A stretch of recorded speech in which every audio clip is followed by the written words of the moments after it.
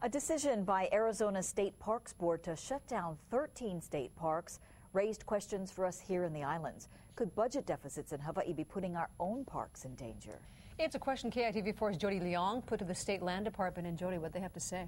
Well, Laura, the State Land Department told KITV4 tonight closures are always a possibility, but it is doing its best to keep our state parks open and well maintained.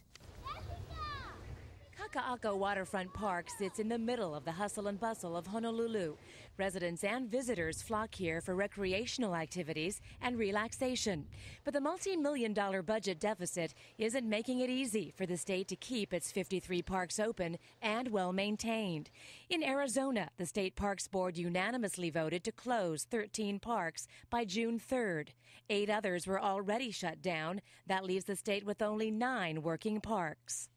It is a tough time. We're doing our best. In Hawaii, the State Land Department's Dan Quinn says the state is having to pursue non-taxpayer revenue to keep the parks running.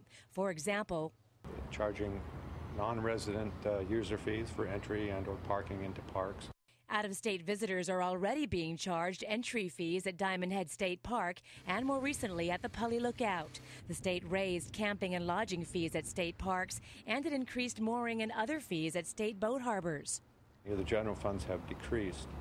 We've had to find ways to self-generate revenue to support the recreational areas. Quinn says it is especially challenging now because maintenance crews are being furloughed 1 day a week for the remainder of the fiscal year, and the furloughs will continue. You will probably see a decrease in the level of maintenance in the parks statewide. The state is currently in the middle of a management transition at He'ia State Park. It awarded Kama'aina Kids a 25-year lease, during which the nonprofit group will pay the state 5% of its gross and handle maintenance of the state park. He'ia is a real good example of a public-private partnership. The state is pursuing similar deals for other parks.